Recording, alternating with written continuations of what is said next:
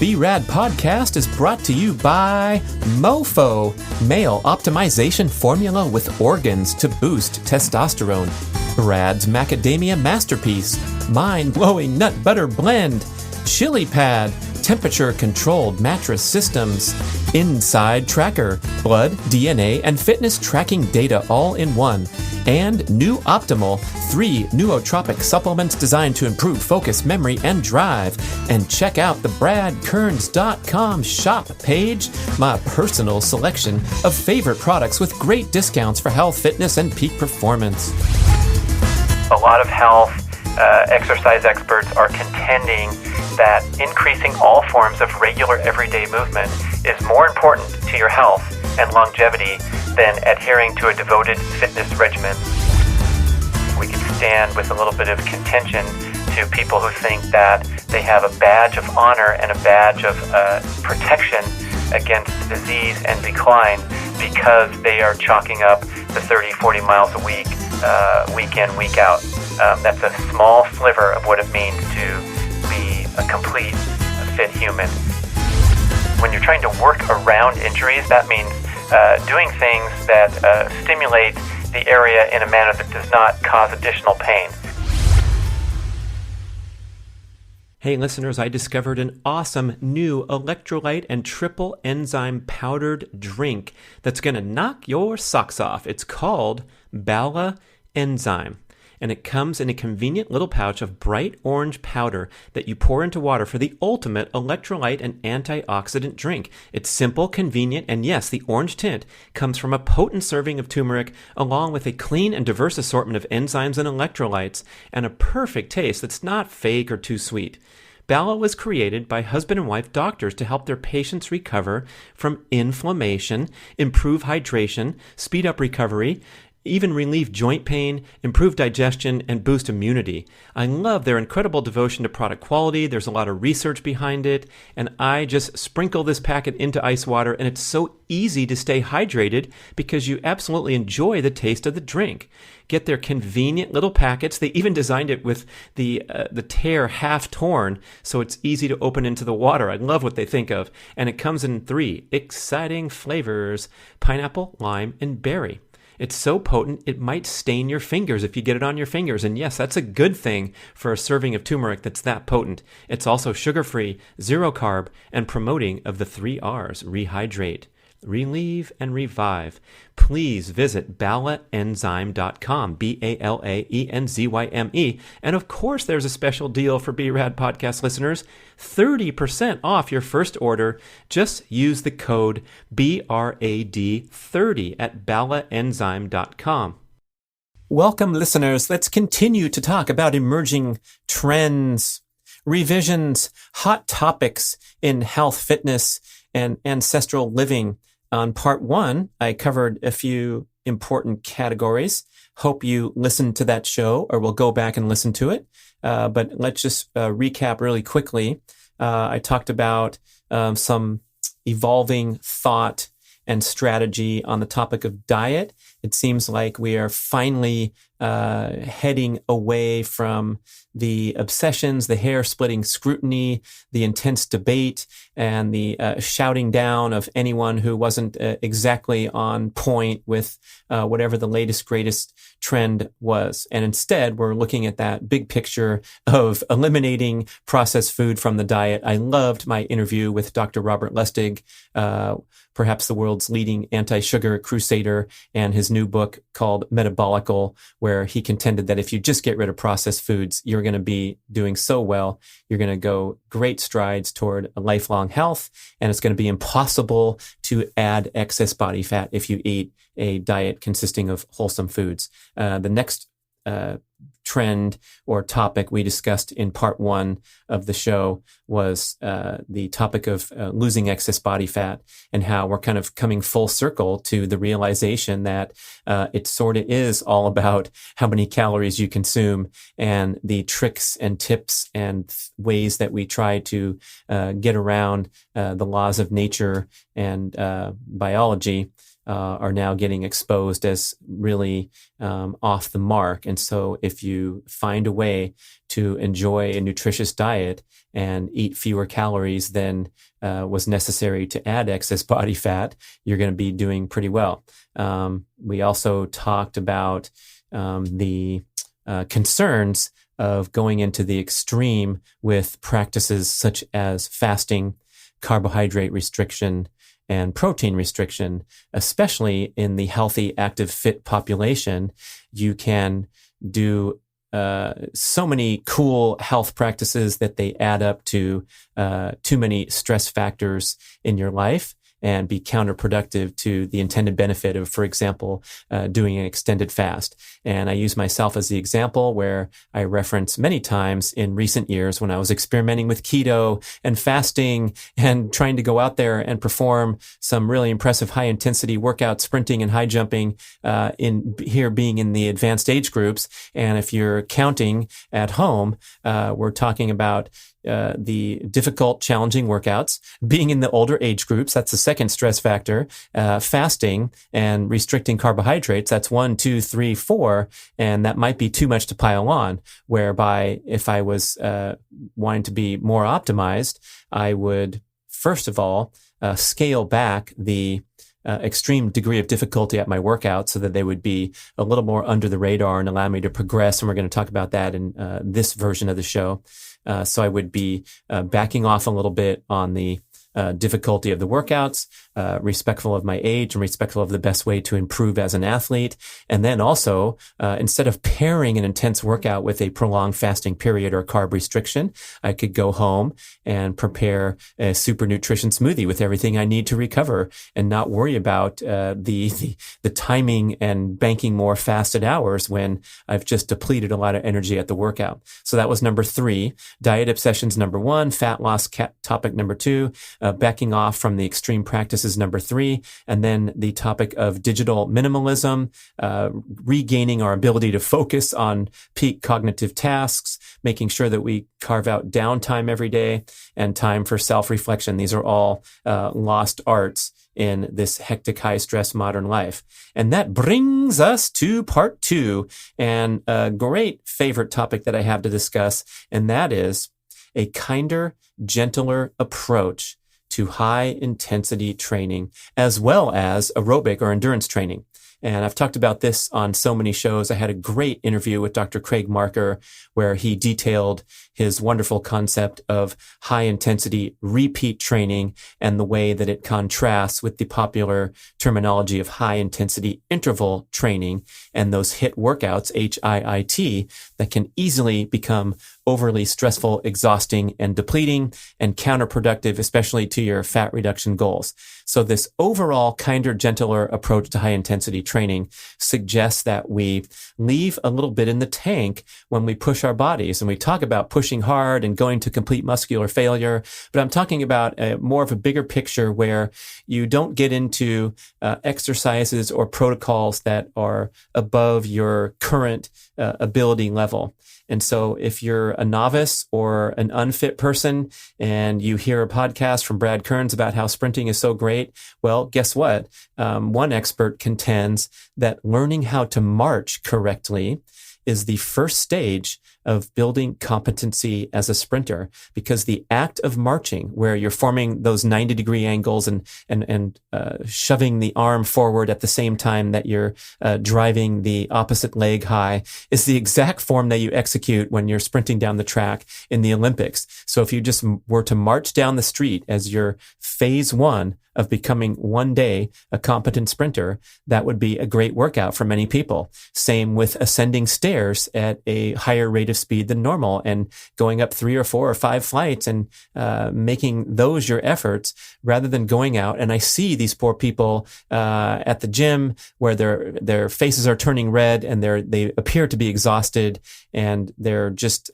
trying because they've been told, and they're well-meaning, they have good fitness goals and ambitions, and they're trying to push themselves really hard, but they're not really at that fitness level where it's going to have the desired effect. So we want to focus on this high intensity repeat training concept, and that's where you deliver a consistent quality of effort with each explosive sprint or whatever you're doing. Could be kettlebell swings, could be jumping, but you preserve that consistent quality of effort throughout the workout.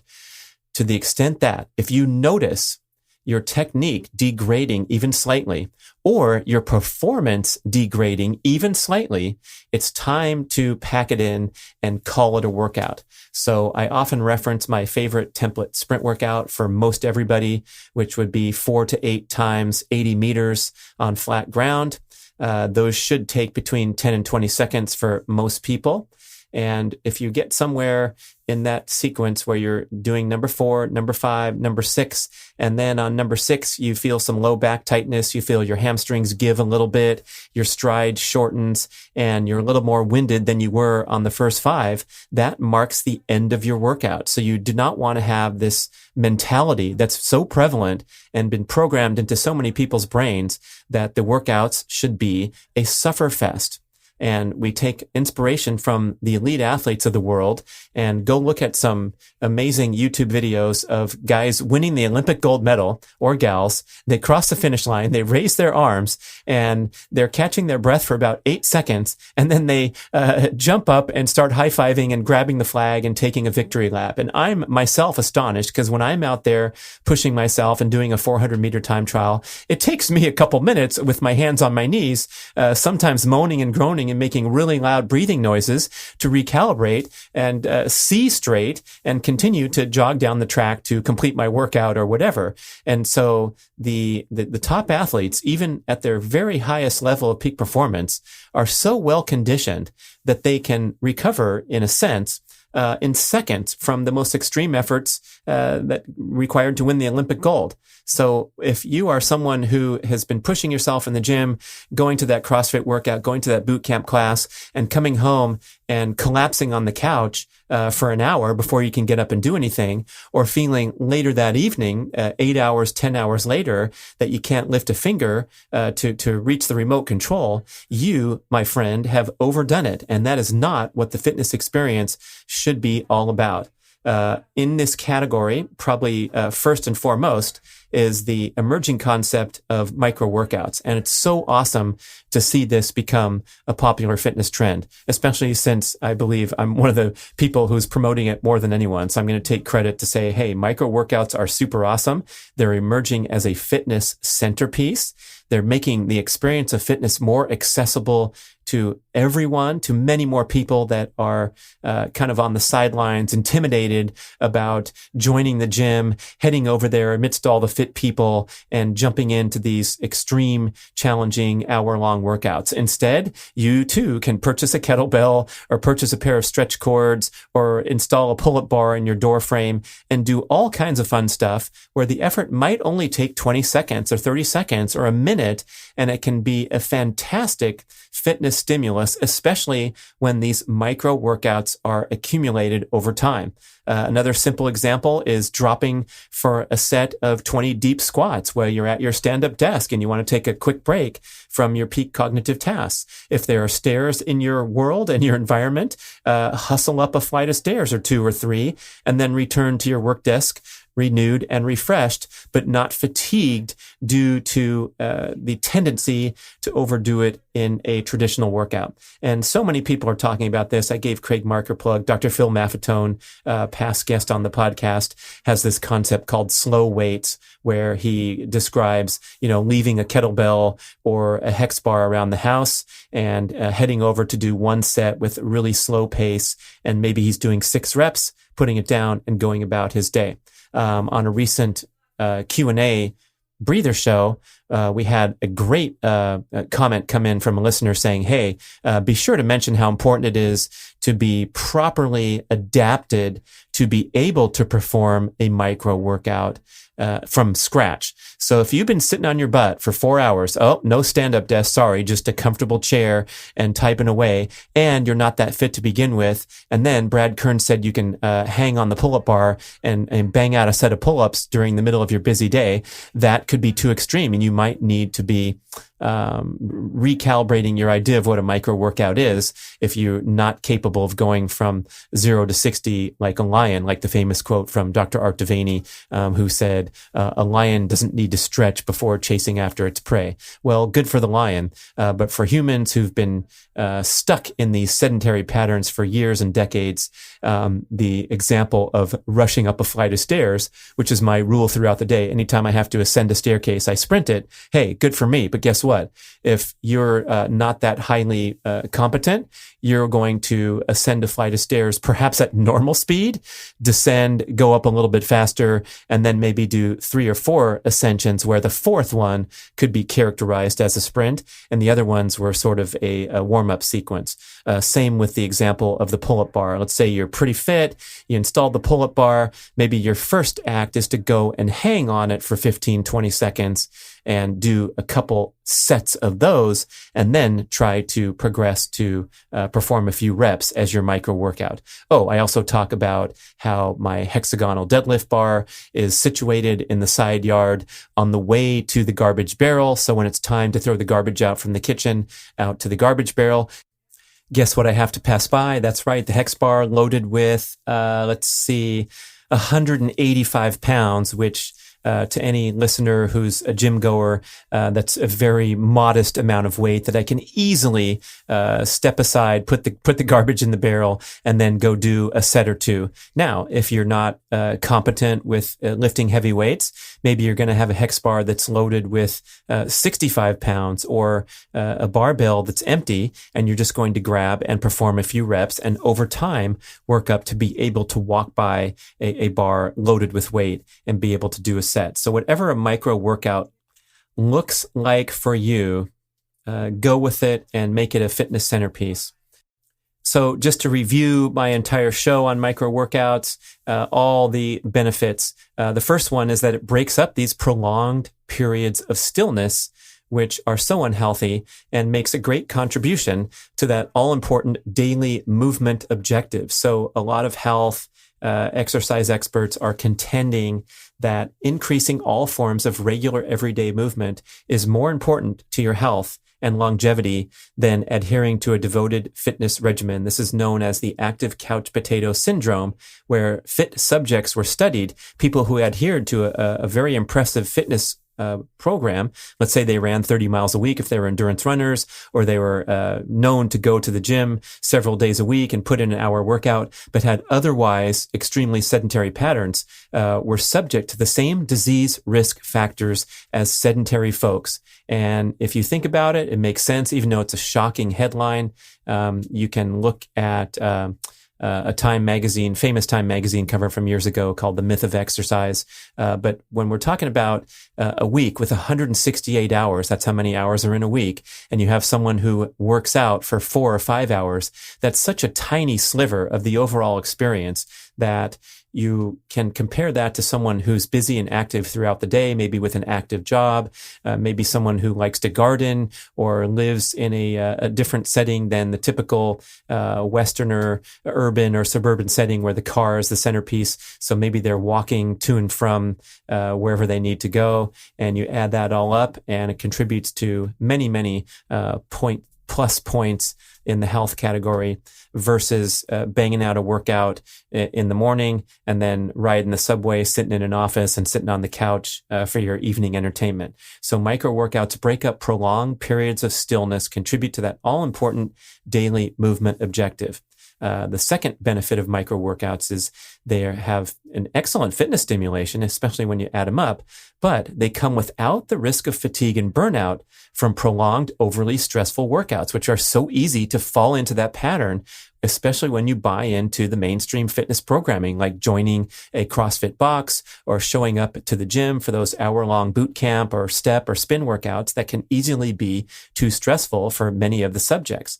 And so you get, number 3, this cumulative training effect. Let's add up over a year's time the my penchant for doing one set of deadlifts with 185 pounds on the bar, 6 reps, right? That's 800 something pounds total lifted when I threw out the garbage. And if I do that several days a week times 52 weeks in a year, oh my goodness, I'm lifting tens of thousands of additional pounds, contributing to that training effect versus a zero if you don't do any such thing. So all this cumulative fitness occurs outside of formal workouts. That means that I elevate the fitness platform from which all formal workouts are launched. That's number 4, elevating your fitness platform. This is in stark contrast to being an inactive human or an active couch potato, where you're coming from, a sorry ass modern life where you're not even asked to lift anything heavier than a briefcase, and then stepping into the gym for an hour a day and expecting to be a badass. So we want to kind of mix in more opportunities for basic activity such that you become a better athlete at your formal workouts. Pavel Tsatsouline, fitness expert and known for popularizing the kettlebell in the West, he calls this greasing the groove, such that your formal workouts are less stressful and better absorbed and assimilated. Got it? Okay. Number 5. Micro workouts improve fat metabolism and cognitive function and also help regulate appetite. What happens when you give a short burst of intense fitness stimulation to your body is you get an immediate boost in energy. And that means that you're going to sort of depart from this slippery slope downhill that happens when you engage in prolonged periods of stillness, because after about as little as 20 minutes, you will experience a noticeable decrease in glucose tolerance when you're sitting still. The human is simply not designed to sit still. And research with our hunter-gatherer lifestyles that we can still study, like the Hadza in Tanzania. You've heard a lot of research from there. I had Dr. Herman Ponzer on the show a couple times, one of the leading researchers of the Hadza. And these folks are on the move in some way, shape, or form throughout the day, much more so than a Westerner. And even when they're resting, they're in a squat position. So they're engaging in these ancestral or archetypal resting positions and still getting some muscular stimulation, some weight support. And so a huge difference from being a slug locked to a chair for hours a day. And so what happens when you're still for as little as 20 minutes and you have that decrease in glucose tolerance is you're going to start to feel tired and eventually hungry. So when you sit still, it contributes to cravings, especially for quick energy carbohydrates, and it also hampers fat metabolism. So it's a great way to have less energy and add excess body fat over the course of your life that can be easily corrected by just bursting up and going up one flight of stairs quickly, or doing a set of deep squats, and then returning to your engagements where you're compelled to be at a desk working for hours and hours. And so we're not going to try to change modern life and say, hey, everyone who works with a screen should quit their job and dig ditches instead. That's not what I'm talking about here, but I'm talking about breaking up these prolonged periods of stillness with a micro workout. You can break them up with anything, right? You can go outside and look at the birds with your binoculars and get a cognitive refreshment. But the best results will come from a brief burst of intense physical activity. You can also do light physical activity like strolling around the office courtyard. But when you hit it hard with something, boy, that's when you really get the magic of that invigoration really quickly. All right. Then number 6. So number 5 was improving fat metabolism and cognitive function. Number 6, micro workouts take little time and require very little motivation to conduct, making them appealing to even those with packed schedules and or shaky fitness commitments. And I can't speak highly enough of this one, because I know how difficult it can be to motivate yourself to adhere to a devoted fitness regimen day after day after day. I'm so happy and enthusiastic to talk about my morning routine, which has been locked into habit, and I have no problem doing it. But really, it's no picnic to get up every single day and launch into a pretty difficult 40-minute exercise regimen. Hey, this stuff is my life. It's been my life for decades. And so it's something that I want to be really sensitive to, where the next person just might have trouble even doing the prescribed 10-minute workout or 20-minute workout or 30-minute workout. There's a lot of Peloton bikes sitting in the corner where all you have to do is turn it on and go hammer the pedals for an hour and your life will change. But it's not that easy in real life. There's busyness, there's hectic schedules, there's hyperconnectivity, all these things that are throwing us off track and our best intended plans to be active, fit, healthy humans. But if you compress it down and you make the ask so minimal that it really doesn't require any willpower or any devotion, boy, oh boy, then you can kind of break through and realize that these things are fun. They give you a burst of energy, and that's where the magic can come. And so if that's 30 seconds, because a set of deep squats until you start feeling the burn might only take 30 seconds, oh my gosh, please prioritize that and say, of course, nod your head right now. Of course I can do a 30-second workout, Brad. That's nothing. That's all you're asking for. And then you'll find yourself doing it a few times a day. How about my rule of going upstairs quickly instead of normally? So maybe set a goal for the next 30 days. Every time you see a staircase, you are going to bust it out rather than just ascend normally, and see if you can integrate a rule like that, a commitment like that into your lifestyle in the most baby step manner possible. Okay, so that's a great number 6 benefit of micro workouts. And number 7 is they're appealing for novices because they can happen anywhere, anytime. They require minimal energy. They require minimal equipment or no equipment in the example of a deep squat or climbing a staircase. The pull-up bar, is $25 on Amazon. So that's not a huge barrier for someone to invest in and have some contraptions available to try some micro workouts. This is another important factor because when you're trying to welcome more people to the fitness lifestyle, you have to be respectful of these intimidation factors. And I know the health clubs have done a great job trying to welcome all styles of people and all interest levels and all ability levels. But even still, I mean, I walk into the free weight area and I'm intimidated because I'm not as competent as the guys who are out there huffing and puffing and know their way around better than I. And so, boy, you know what? If you're at a fitness facility and you see someone who's walking in, smile at them, nod at them, tell them hi. If you see someone working hard, tell them great job. I try to do that once in a while when I'm in the bigger clubs with a lot of people around. And the person is usually surprised. Like if you look around, most people are, of course, working hard and they have intense faces on and they're concentrating, but there's also not a lot of camaraderie in many cases unless it's a formal class. And so just walking on the gym floor and seeing someone complete a good set, you give them a thumbs up. Wow, that looks good. What kind of workout is that? It really goes a long way to having everyone feel like it's a community experience and enjoy the entire thing. But for the true novice who is actually intimidated about setting foot inside the fitness club, putting the home environment into the mix, boy, that can be wonderful.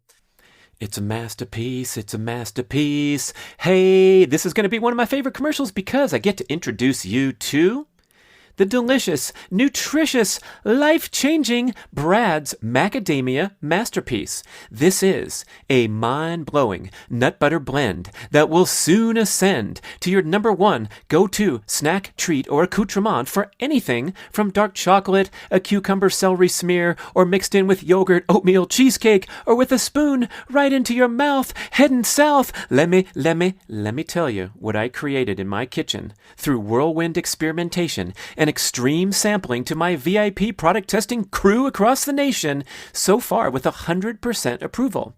In this beautiful jar, we have macadamia nuts, walnuts, cashews, the rare and precious coconut butter, coconut flakes, cacao nibs, real ancient sea salt, and organic MCT oil. Every single ingredient has been sourced to origin to be the very best we could find from around the world for the absolute highest purity and nutritional value. We We run this product in small batches with a boutique family business in the Pacific Northwest, and everything is cold pressed to preserve nutritional value. So if you like eating healthy, it's a dream come true for all those who are keto, primal, paleo, and vegan vegetarian too.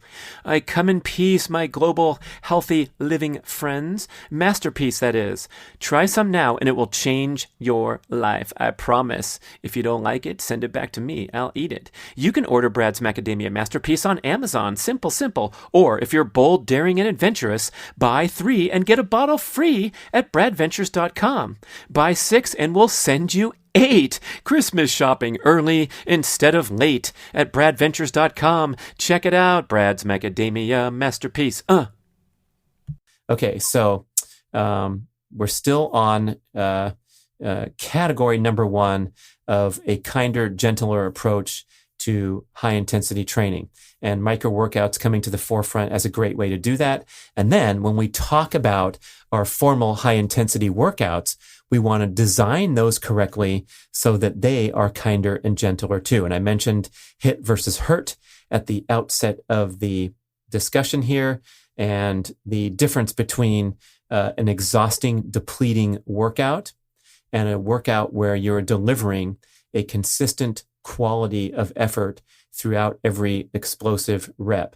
Go look at the video of Wade Van Niekerk winning the Olympic Games 2016 in the 400 meters, running that 43.03 for one lap around the track, or Usain Bolt setting the world record in the 200 meters in Beijing, and he crosses the finish line and barely stops. He doesn't even take a break before he is into his victory lap, going at a pretty high speed around the other curve and waving at the crowd. And so just kind of keeping that in the back of your mind, that even the very best athletes in the world are not collapsing at the side of the track and puking like you see in the dramatized movie. They're always under control. And so try to keep that idea when you're in the spinning class and the instructor's shouting and everyone's going for their last sequence of sprints.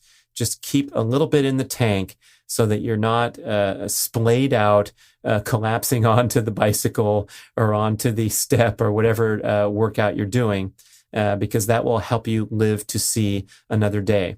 And who am I talking to mostly right now? I'm talking to myself, because guess what? I go out to the track, I get into my high jump practice, and I'm so enthusiastic and enjoying the experience and wanting to optimize my technique that I very frequently overdo it, take too many jumps, and then pay the price the next day with a sore knee or a sore glute muscle requiring more recovery time, or just too much fatigue for the energy output that was, beyond what would be sensible. And so even with the elite high jumpers, I know this information, that they know that a dozen jumps makes for a maximum ability to try in a single workout, because the effort is so explosive. And I'm taking more jumps than the elite jumper. And there's something ridiculous there where I need to recalibrate and, set a good example that I can live to see another day and feel good when I leave, rather than dragging my body away from the track because I work so hard. Okay. Now, that's a lot of caution. That's a lot of restraint. That's a lot of slamming on the brakes. So I will put a plug in here once in a while to push yourself really, really hard with a breakthrough effort. A lot of times this could mean a formal competition. So if you and your buddies decided on a whim to enter the adventure race or the mud run or the obstacle course challenge, hey, guess what? When that day comes, you might be pushing yourself to the limits of your ability when you have to climb under the barbed wire cage or jump over the wall. And you're going to feel like you went through heck the next morning when you wake up, and that's okay once in a while. So that's kind of the competitive experience. It's going to stimulate a fitness breakthrough, but few and far between. You don't need to adhere to a consistent pattern of extremely high stress workouts. And that pretty much covers it for the category number 1 of the kinder, gentler approach to high intensity training. The next category I'd like to talk about here is de-emphasizing steady state cardiovascular exercise as a fitness centerpiece. I've talked about my YouTube video, Jogging 2.0. You can go look at that fun experience where I film myself doing the revised version of something that's been a daily habit for decades, where I get up in the morning, I leash up the dog, and we head out for what always has been a steady state cardiovascular workout, jogging down the trail or what have you. So, a sensible athlete training at my maximum aerobic function pace or below. So it's never a overly stressful experience. It's at that 180 minus age or below heart rate. So I'm plodding along in a straight line. And then I had this awakening of a lifetime back in 2020 where I said, what am I doing out here? There's so many other things I have an interest in the fitness realm that I can integrate into this workout to make it less boring, more effective, and still minimally stressful and more fun. And so I started to integrate things like my running technique drills that I do for sprint workouts, the balance and jumping and agility drills that I do in the course of my practice for high jump. And as a consequence of doing these things that are can be quite challenging, even though they're very short in duration, like if I do a set of high knees or a set of skipping drills, might take me 10 or 15 or 20 seconds, and then I walk to recover. Same with if I see a tree stump that I want to jump up onto that's 2-3 feet off the ground, and I'll do a set of 10 reps jumping up onto the tree stump or onto the cement picnic bench at the park. And then, as a consequence, I will walk it off for however long it takes to recover, and then resume that slow, steady state jog that used to be all that I did. So when I get home from whatever it is, a 40-minute experience, I will have completed some balance, some technique drills, some jumping drills, some explosive stuff that was under the radar, not super challenging. But again, the cumulative effect of having a more varied workout rather than just plugging into a steady state cardio is phenomenal. And especially, I would argue that it's more fun, more interesting, and develops more diverse fitness skills. Oh, what about your absolute necessity of doing steady state cardiovascular exercise to check that box in the realm of being a fit human? Well, here's the thing, and here's the emerging research and commentary that really I've embraced and makes a lot of sense. You can find a quick burst of this from Dr. Doug McGuff's YouTube video. I think it's only 3 minutes long, and it's called Cardio Doesn't Exist. And there's another video that's an hour-long presentation. I forget the gentleman's name from the UK, and it's called Cardio is a Myth or something like that. We'll find those videos in the show notes. But the takeaway point is that a cardiovascular training effect occurs at all workouts, even a very high intensity strength training session with heavy weights. And so if you think about this for a moment, the organs and systems of the human body are entirely integrated. So the cardiovascular system is chartered with performing work no matter what you do, even if it's brief, explosive, high intensity work with the muscles. And it's the magic of steady state is only because it applies to very popular competitive goals, like someone who wants to run a marathon or ride their bicycle for 50 miles or 100 miles. Of course, you have to practice and simulate those activities and training in order to succeed on the day of the competitive event. But there's no magic to steady state. And in fact, it can be counterproductive and increase disease risk factors if you do it to the extreme, which I've talked about so much on other shows, this whole phenomenon of extreme endurance exercise. There's actually a name for it now, the extreme endurance exercise hypothesis, where we're seeing an alarming increase in incidences of heart problems in highly trained long-term endurance athletes. And tragically, many of my peers who competed as professional triathletes in decades past have come up with very serious heart problems, including the occasional story that you might have heard of super fit, supremely fit world-class athletes dropping dead in the act of running. Ryan Shea, U.S. Olympic marathon hopeful dropped dead during the U.S. Olympic Trials Marathon.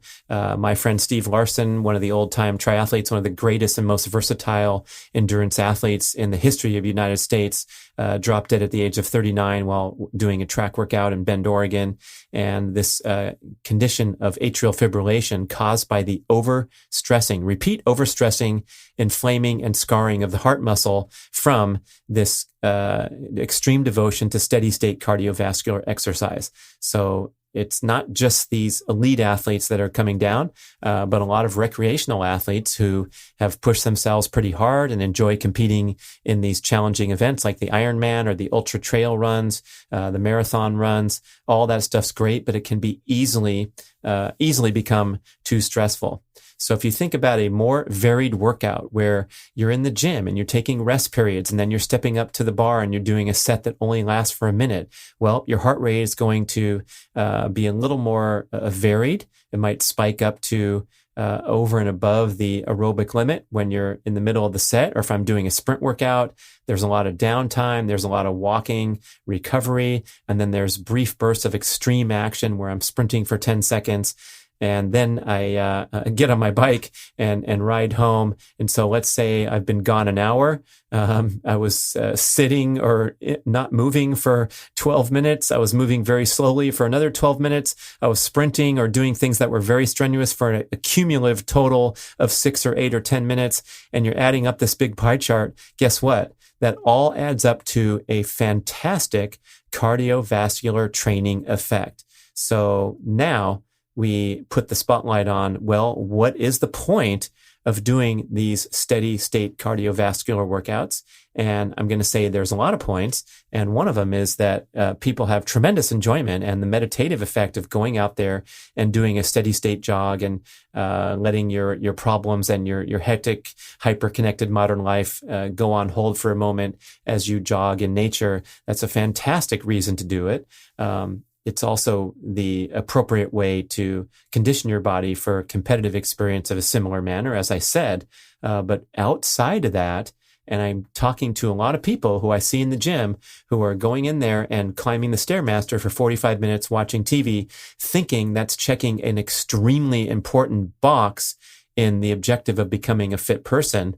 We can rethink that. And I will argue that perhaps trading that steady state experience for example, going in there, climbing on the stairs for 10 minutes, getting off and doing a set of push-ups, getting back on the stairs at a lower speed for 5 minutes, getting off, doing some upper body work, pulling some stretch cords, doing some jumping or some hopping or something challenging, swinging some kettlebells, getting back on the stairs, going easier than you usually do. So it's down from level 8 to level 4, and then taking it back up to level 10 for a minute or two, and then back down to level 3. That's going to come out to be a superior training program and a superior individual workout from just going and plugging away and putting in those miles.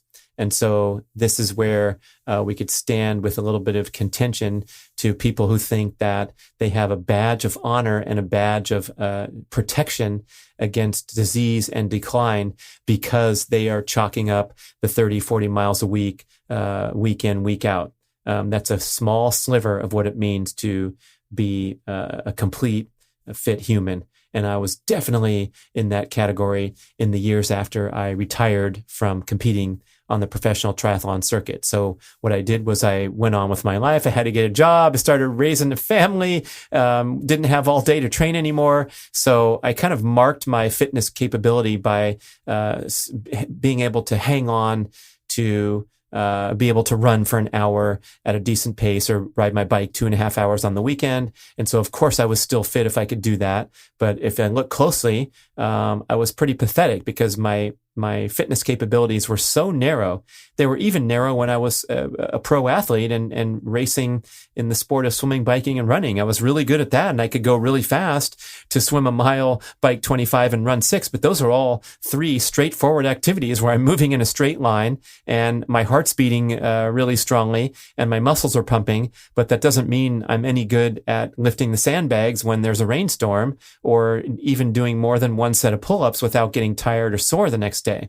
And so I had to expand my concept of what it meant to be fit, when I started going in and coaching the little kids at soccer, basketball, and track and trying to dominate them for a decade straight, as my son and daughter went from, age 5 to age 15 in the golden years of being able to coach youth sports. But boy, you head out there with just endurance experience under your belt, and a routine youth soccer practice is going to wear you out. And I would often encourage the parents to participate in practice. And you could see they were cooked after, 12 minutes of action. And it made for much less yelling on the weekend. So there's a coaching tip for you guys who are involved with overly enthusiastic parents. Get them out there at practice and notice how hard it is to, stop and start and sprint after the ball for more than a couple minutes. Anyway, so those who are narrowly focused on steady state cardio, I'm urging you to expand your perspective about what it means to be fit and realize that you will get a fantastic cardiovascular training effect from doing all kinds of things, including stop and start, sports, and other activities. Okay. The last category of emerging trends, revisions, progressions, and thinking I want to mention is our approach to injuries and the idea of working around them and continuing to be active and aggressively trying to heal and correct the cause of athletic-related injuries rather than getting a ticket to the sideline and waiting it out patiently. And oh my gosh, if I'd known or had these emerging trends back in decades past, things would have been so wonderfully different. My biggest example of a complete joke was my suffering with plantar fasciitis for over 15 years on and off. And it went from moderate to extremely severe, the worst time being where I could not put any weight on the foot when I woke up in the morning. And so I would actually hop out to my backyard on one leg, hop, maybe crash land into the wall, and then get my foot into the jacuzzi, push the jets and run the jets on the foot and go through range of motion exercises to where I could finally put weight on the foot. And then I'd lace it up in a pair of running shoes and I'd go run 6 miles or 12 miles. But that was my existence every day when it was at its worst. And so this nagging condition of plantar fasciitis, my main strategy was to rest or to go get orthotics or to get fancy shoes that were, touted as possibly relieving it or doing a special taping job. And it was just ongoing, unnecessary pain and suffering when you realize, especially with plantar fasciitis in particular, that total rest can actually make it worse, because what's happening when you do complete rest is you are atrophying the muscles and making things more tight than when you are challenging the muscles and connective tissue every day with exercise. So you have atrophy, you have reduced blood flow, and then you try to lace up your shoes after a 6-week break and things are worse than ever. And so as you can see on my YouTube video, if you search Brad Kearns plantar fasciitis, I show you these stretches that I performed with great devotion and pretty much cured the thing, this 15-year condition, in a few weeks of devoted stretching exercises. And so when you have an injury like that, same with weak hamstrings that keep coming up stiff or sore, or you mess it up when you're playing team sports or whatever you're doing. You want to stretch and strengthen and work really hard to make the muscle more resilient. This is a place where you definitely can benefit from expert care to get the proper exercises for what to do. I was lucky in that the random offhanded comment from a podiatrist I met at a race expo was just the ticket for me. And all he did was urge me to engage in prolonged stretching of the calf muscles so that I would take the stress off of my arch. But I've since learned that not only do you have to stretch the calf muscles, but you also want to strengthen the calves, the Achilles tendon, the entire kinetic chain down in the lower body to avoid and prevent injuries like plantar fasciitis. So same with the knee injury that I've mentioned on the show a few times, where I was on the sideline for 6 months. I couldn't sprint or jump, my favorite activities, because every time I tried, I experienced a pain in my knee, and it was just below the joint line. I knew it wasn't a serious injury requiring surgery, but it was sore and inflamed, and I'd be limping the next day, even if I went and made an attempt, a brief attempt at sprinting. it got so bad that I finally realized, look, 6 months, there's got to be something serious here. So I went into a top surgical center that takes care of all the U.S. Olympic ski team members. I had an exam. I was scheduled for an MRI. I was going to get on the surgical calendar. They said they would go in there and, quote, look around, maybe clean out a bit of, I guess there was some arthritic signs on the x-ray.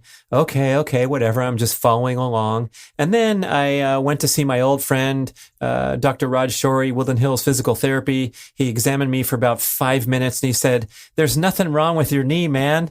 But your muscles are all screwed up and overly tight. So with his help and also PT Revolution and Lake Tahoe giving me these corrective exercises, strengthening, stretching, rehabbing, prehabbing, in a very short time, I went from a guy who was on the schedule for knee surgery to completely pain-free. Of course, this is just an individual anecdote, and there's a lot of times when you really need those expert doctors to go in there and do surgical intervention if it's come to that. But I think in so many cases, we tend toward looking for devices, pain relief, straps, braces, orthotics, arch supports, new shoes, pain-killing medications, anti-inflammatory medications, when actually you might have better results from someone looking you in the eye and saying, "Hey, you're a sorry ass. You're weak. Your core is weak. Your lower back is weak. Your hamstrings are dysfunctional. So get your butt in shape by doing these exercises, and then your knee pain, your leg pain, your foot pain might just go away." So that's trend number 3 of looking at injuries in a different way rather than saying, "Oops, I'm injured. I'm completely on the sideline," and instead looking for ways to work around them. So a general suggestion that I'm sure I won't get into trouble for is to, when you're trying to work around injuries, that means doing things that stimulate the area in a manner that does not cause additional pain. So if you do have a tough hamstring, or you do have plantar fasciitis or strains or injuries, you can do exercises that will help support that, help bring blood flow to the area, but of course don't make the condition worse. And that's where you can get some good help. But, just doing, let's say, calf raises, if you are someone who's had occasional foot pain, you're going to strengthen those calf muscles, and that is going to be a big help. I also should give a shout out to the Ben Patrick on Instagram, who's become a sensation, very popular in the fitness community in a very short time. And he's known as Knees Over Toes Guy. He was just on Joe Rogan, so I'm sure his popularity will explode even further, besides his 850,000 followers on Instagram. But he tells a story of being a young man with chronic knee pain, numerous surgeries, and really looking in a very disastrous future where he was unable to play basketball, the sport he loved, and he took matters into his own hands, started doing some research and deep dives into how to strengthen the muscles and the connective tissue relating to knee pain, but also branching out into all manner of improved functionality and improved resilience to injury. And now he does these crazy moves and these crazy exercises, and you can just flick on any video on his channel and be wowed by his flexibility, mobility. But it's all about progressing gradually and gracefully toward improved functionality in the joints and in the muscles. And it's just so refreshing to realize that you can do something about it. You can become a stronger, more resilient person by doing corrective exercises, stretching, strengthening, and what have you. And in my case, my knee pain was generated by having really tight piriformis muscle. That's the muscle deep inside the butt, and also dysfunctional quad muscles that had gotten all tight and knotted up from overly aggressive jumping workouts. So I had to stretch devotedly and strengthen and bring in things like the Bulgarian split squats and the drinking bird exercises that you can see on my morning routine video, and get stronger and stronger over time, and then go out there and exercise sensibly and say goodbye forever to the pain and suffering of being on the sideline from being injured. Okay, so boy, when we talk about part 1 and part 2, we are now up to snuff with all the latest, greatest. Really quick recap. Remember, part 1 was the emerging trends such as less obsession with dietary particulars. Number 2 was looking at fat loss with clear eyes, a clear perspective. Number 3 was backing off the extreme practices relating to fasting, carb restriction, protein restriction. Number 4 was embracing the importance of digital minimalism and improving our focus, taking downtime, taking time for self-reflection.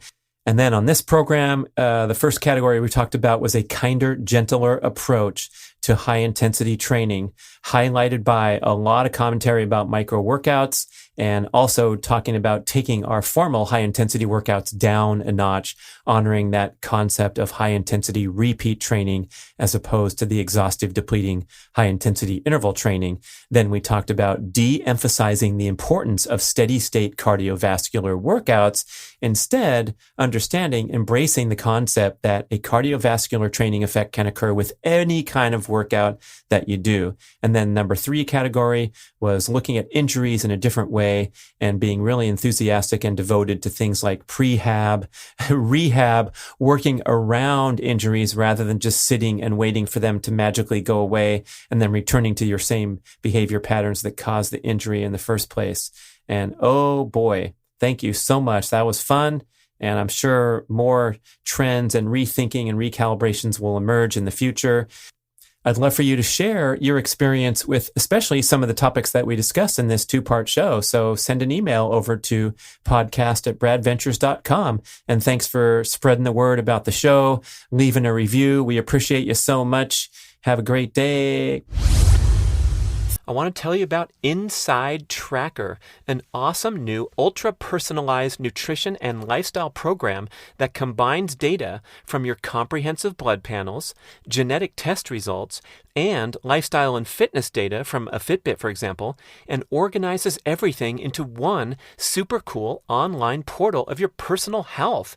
I am just getting going with this, and it's awesome. It has everything in one spot. For every blood result, you can click on a blog post or watch a video to learn more about these values. It's a great education in general health and self-quantification, and it was developed by leading scientists in aging, genetics, and biometric data from MIT, Tufts, and Harvard. The patented Inside Tracker algorithm calculates your so-called inner age, and it shows each biomarker as either optimized, needs to improve, or at risk. And then you can take precise corrective action with a science-backed plan to reach your performance goals. Oh, mercy, people. On my first round of testing, guess what my inner age was? 62! Shocker! Because I just turned 56. I'm sorry. You know what? When I delivered that blood test, I believe I was a little overtired, and several of my biomarkers were deemed to be subpar. So I made some changes as directed. I recovered better, rested, went back, and delivered way better numbers at the next blood test. The Inside Tracker motto is, change is an inside job, and that is for real. You got to keep tabs on this stuff to be at your best. And they have an amazing deal just for B-Rad podcast listeners. They are going to give away a grand prize of $1,500 in Inside Tracker value. So to enter, all you have to do is go to insidetracker.com/BradPod, BRADPOD. Check it out right now at the link and enter the contest. Thank you for listening to the show. I love sharing the experience with you and greatly appreciate your support. Please email podcast@bradventures.com with feedback, suggestions, and questions for the Q&A shows. Subscribe to our email list at bradkearns.com for a weekly blast about the published episodes and a wonderful bi-monthly newsletter edition with informative articles and practical tips for all aspects of healthy living. You can also download several awesome free ebooks when you subscribe to the email list. And if you could go to the trouble to leave a 5 or 5-star review with Apple Podcasts or wherever else you listen to the shows, that would be super incredibly awesome. It helps raise the profile of the B-Rad podcast and attract new listeners. And did you know that you can share a show with a friend or loved one by just hitting a few buttons in your player and firing off a text message? My awesome podcast player called Overcast allows you to actually record a soundbite excerpt from the episode you're listening to and fire it off with a quick text message.